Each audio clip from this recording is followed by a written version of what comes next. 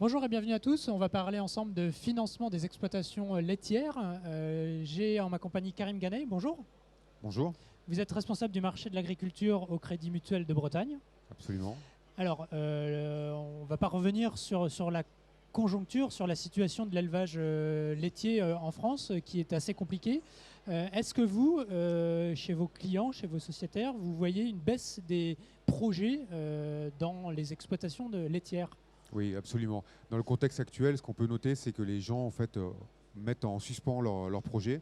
Au regard aujourd'hui des cours, ils se disent que peut-être c'est plus raisonnable de patienter. Et donc, on a une bonne partie de la clientèle aujourd'hui qui met en attente en fait, leur projet d'investissement. Vous arrivez à chiffrer cette baisse au Crédit Mutuel? Oui, je pense que si on regarde sur les 6 derniers mois, on doit être sur une baisse, si on se compare à l'année précédente, de l'ordre de 15 à 20%.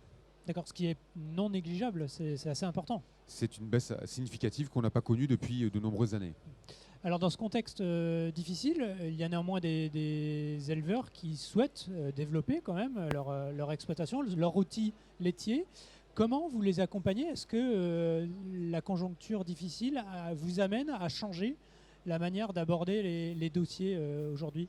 Absolument. Ce qu'on fait en fait, aujourd'hui, c'est qu'on regarde en fait, la moyenne mobile des 3 dernières années sur le prix de lait, parce que si on faisait uniquement sur le prix actuel, on ne pourrait pas financer l'exploitation. Donc on regarde plutôt sur du moyen terme. On prend le prix moyen des 3 dernières années, on regarde la capacité en fait, à pouvoir investir, et puis en fonction d'eux, on accompagne.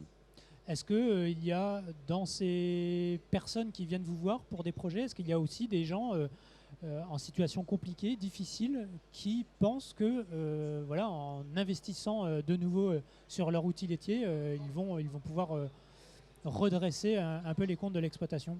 Alors, il peut y avoir une petite partie, mais globalement, quand même, les éleveurs laitiers ont bien conscience que les ateliers, même si on les fait évoluer techniquement, ça ne va pas avoir une influence énorme sur la qualité du lait, sur la volumétrie du lait. On n'est pas sur un élevage de porc ou de volaille où vraiment l'impact est significatif.